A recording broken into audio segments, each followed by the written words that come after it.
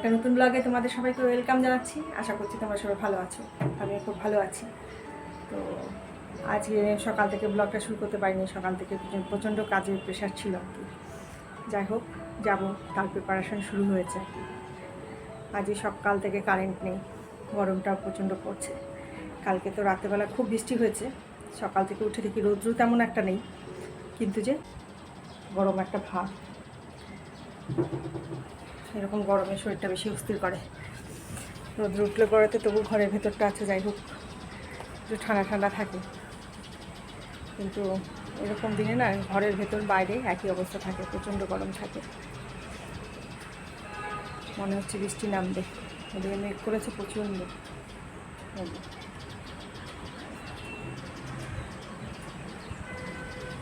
যাই হোক, সকাল থেকে কারেন্ট নেই, গরমে অস্থির হয়ে যাচ্ছি, তাই চলছে। সকাল থেকে আজকে প্রচণ্ডই ব্যস্ত ছিলাম, সকালে কাজগুলো করছিলাম আর কি, যাবো টাবো সেগুলো বার করলাম, কাপড়গুলো সেগুলোকে টুকটাক গুছাতে শুরু করছি। রান্নার কাজটা এখনও হয়নি, সকালবেলা খানিকটা রেডি করে গেছি, তো এখনও পর্যন্ত রান্নার কাজটা শেষ হয়নি, করবো রান্নাটা আসতে দেখে। তো ঠিক আছে, এখন থেকে আমি আমার ব্লগটা শুরু করলাম, তোমরা সবাই সঙ্গে থাকো।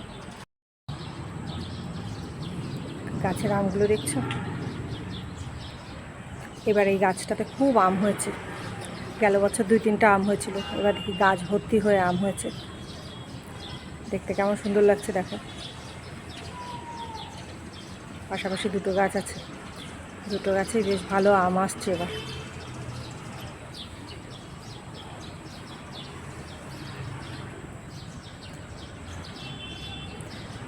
আজকে কাপড়গুলোকে সব হাত দিয়ে ধুয়েছি জানো, সকাল থেকে তো কারেন্ট নেই, যার জন্য কাপড়গুলো সব হাত দিয়ে ধুতে হয়েছে।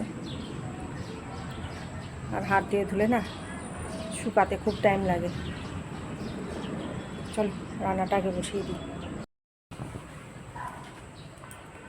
আর তোমাদের তো বলাই হয়নি, আমাদের টিকিট কাটা হয়ে গেল, যাওয়ার দিনক্ষণ সবই ঠিক, তাই ভাবলাম আস্তে আস্তে গুছাতে শুরু করি। এখন যদি না গুছাই তারপরে দেখবো পরের দিকে এত তাড়াহুড়ো লেগে যাবে, কী নেবো কী না নেবো, মানে কিছু একটা ছুটেই যাবে। সেজন্য ভাবলাম আস্তে ধীরে শুরু করে দিই। আর যার জন্য কী করলাম, কিছু কাপড়ও আলমারি থেকে বের টের করলাম, যেগুলো নিব না নিব সেগুলো বিছানায় খানিকটা রাখলাম। এই যে এখানটা বের করে সবগুলো রাখলাম, ওই দিকটাতে একটা ব্যাগ রেডি করে রাখছি, আর এখানে কিছুটা বের করে রাখছি, খানিকটা প্রেস করতে দিয়েছি লন্ড্রিতে। আর এগুলো বের করে রেখেছি, এগুলোকে ভাঁজ করে করে ভাবলাম রান্নার সাথে সাথে এগুলো ভাঁজ করে করে ঢুকিয়ে রাখবো। তো রান্নাটা তো এখনও শুরু করিনি, ভাবলাম রান্নাও শুরু করবো, পাশে এটাও করে নেব। আর আমার মেয়েকে দেখো আনন্দের ছুটে, ও যে কী করবে কী না করবে দিশাহারা হয়ে গেছে। পড়াশোনা তো লাটে উঠে গেছে, আনন্দের ছুটে ভগবান জানে কী করবে। আমার বাবা বলছে এবার বাদ দিলেই পারতে, এবার বাদ দিলেই পারতে যাওয়াটা। কেন হবে না তা, বছরে এই একটাই ছুটি পাই, না গেলেও বেশ ভালো লাগে না মনটা। তাই জন্য ভাবলাম বেশি দিনের ছুটিতে যাচ্ছি না, কয়েকদিনের জন্য যাচ্ছি। আর ছুটিতে অফিস থেকে পাচ্ছিলই না, তবু ম্যানেজ করেছি ছুটির কটা দিন, তো যাচ্ছি। আজ যা গরম, আর এই গরম দেখে মনে হচ্ছে ওখানে গরম কি আর সহ্য করতে পারবো। আজকাল গরমটা একদম সহ্য করতে পারি না গো, ভীষণ অস্থির অস্থির করে শরীরটা। আগে তো এরকম ছিল না, এই অপারেশনের পর থেকে না মানে কি বলবো, গরমকালটা আসলে আমার ভীষণ শরীর খারাপ হয়ে যায়, গরমটা একদম সহ্য করতে পারি না। গিয়ে যে কী করবো ভগবান জানে। তো বলছে গিয়ে তো ওই ঘরেই তোমাকে বসে থাকতে হবে। শুনে তো মোম তো সেই রেগে গেল, আমাকে কিন্তু ঘরে বসানোর জন্য তুমি নেবে না, আমাকে নিয়ে যাচ্ছ যখন ঘোরাতে হবে কিন্তু। আমি বললাম আচ্ছা আগে যা, ওখানে গিয়ে দেখ শরীর টরীর কেমন থাকে, ভালোই ভালো ঘুরে আসলেই হয় আর কি। গরমটা একদম সহ্য হয় না তো, যার জন্য শরীরটাও খারাপ হয়ে যায় জানো। আচ্ছা যাই হোক, এখন রান্নাটাও শুরু করে দেবো, রান্না করতে করতে পাশে ভাবছি এগুলো গুছিয়েও নেবো। খানিকটা গুছিয়ে টুছিয়ে রেখে দিলে না অনেকটা কাজ আগানো থাকে। আর তারপরে যাওয়ার আগে দেখবা ঘরেরও অনেক কিছু গুছানো থাকে, সেগুলো গুছাবো।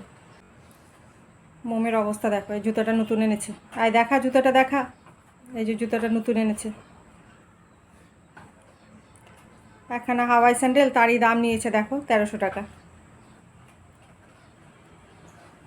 খুব পছন্দ হয়েছে জুতাটা। আমি বললাম এতটা হিল নিস না। না, এতটা হিলই লাগবে, মার থেকে একটু লম্বা না হলে তো চলবে না, মার থেকে লম্বা দেখাতে হবে ওকে। যার জন্য কী করলো ম্যাডাম, আমার এটাই নিল। এই অবস্থা দেখছো, আনন্দের ছুটে একদম পড়াশোনা সব লাটে উঠে গেছে গো, তাই না? হ্যাঁ, এসেই তো পরীক্ষা, কি করবি রে তুই? পড়তে হবে, ওখানে গিয়ে দেখা যাবে কি করিস। ও এই দুঃখে শোকে একদম ইয়ে হয়ে যাচ্ছে, অস্থির হয়ে যাচ্ছে। ওখানে গিয়ে তো আমাকে পড়তেই বলবে তোমরা সবাই, শুধু তো পড়তেই হবে আমাকে, বুঝছো? ওখানে গিয়ে শুধু পড়তেই হবে, ও তো ঘুরতেও পারবে না, কিছুই করতে পারবে না। ওখানে গিয়েও তো সেই আমাকে পড়াই করবে, পড়তে বাস। আমি বলে পড়বি না তো কী করবি রে, সেই তো পরীক্ষা। তখন কি করবি পরীক্ষার সময়? না পড়লে পরে পরীক্ষাতে কী দিবি, কী লিখবি? তো বলতেছে আমি আমার সময় মতো পড়বো, ওখানে গিয়ে পর করবে না। আমি বললাম আচ্ছা ঠিক আছে, দেখা যাবে কি করিস। আমি তো তোর পড়াশোনা ওরকম দেখবো না, আমি দেখবো রেজাল্টটা কী করেছিস। তো আনন্দে মেয়ে একেবারে আমার আত্মহারা হয়ে গেছে। এই তো চলছে ওর কদিন যাবত পড়াশোনা লাটে তুলে দিয়ে। তো ঠিক আছে, চলো রান্নাটা আগে শেষ করে নিই।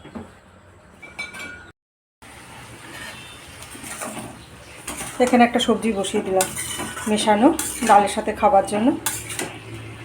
আর এই তরকারিটা একটু মজে যাওয়ার পরে এই যেখানে একটু কুমড়া কেটে রেখেছি, কুমড়াটা দিয়ে দেবো।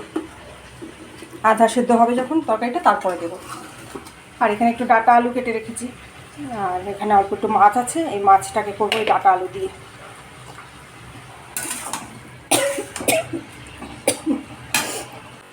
বাইরে আবার দেখো রোদ্দুর উঠে গেছে।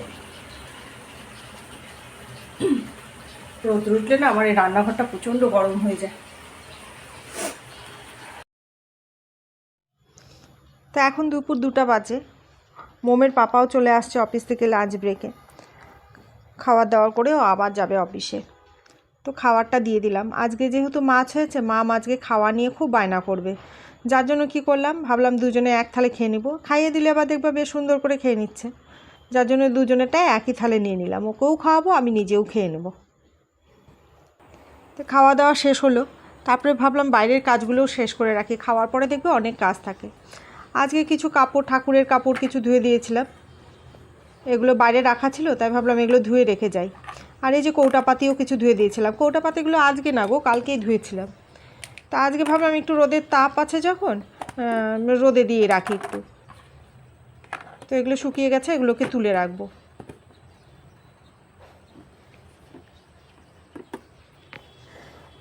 আর এই যে এখানে একটু বড়ি, সেগুলোকেও দিয়েছিলাম একটু রোদে। 2 দিন যাবত বড়িগুলোকে একটু রোদে দিয়ে রাখছি, নয়তো ঘরে যাব এসে দেখবো বড়িগুলো নষ্ট হয়ে গেছে। এবার এগুলোকে একটা কৌটার মধ্যে ভরে রেখে দেব।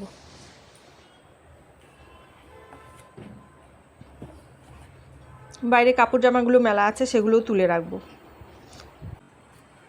কারণ একটু বৃষ্টি বৃষ্টি ভাব আছে, কখন যে বৃষ্টি নেমে যাবে। মামের স্কুল ব্যাগটাও ধুয়ে দিয়েছিলাম, কদিন স্কুল যাবে না, তাই ভাবলাম এখন ধুয়ে রেডি করে যাই, এসে আবার তো স্কুল শুরু হয়ে যাবে। বড়িগুলোকে এবার একটা কৌটার মধ্যে ভরে রেখে দেব। বিকালে দেখবা খাওয়া দাওয়ার পরেও অনেক কাজ পড়ে থাকে, এই সঙ্গে সঙ্গে যদি না করে নিই না, পরে আর দেখবা এগুলো আর করতে ইচ্ছা করে না। যাই হোক, এগুলো সেরে নিয়ে তারপরে একটু রেস্ট নেব। বিকালের কাজকর্ম অনেকটাই শেষ হয়ে গেছে, খাওয়া দাওয়া হয়েছে অনেকক্ষণ আগে। তারপর ধরো রান্নাঘর পরিষ্কার করে নিয়ে বিকালে কিছু কাজ সেরে রাখি, তো সেগুলোও হয়ে গেল। এখন একটু রেস্ট নেব। তো ঠিক আছে, আজকের মতো ব্লগটা এখানে রাখছি। ব্লগটা তোমাদের কেমন লাগলো অবশ্যই কমেন্টস করে জানাবে, যদি ভালো লাগে একটা লাইক দেবে। আবার দেখা হচ্ছে নতুন আরেকটা ব্লগে। আজকের মতো তো এখানে শেষ করছি, টাটা।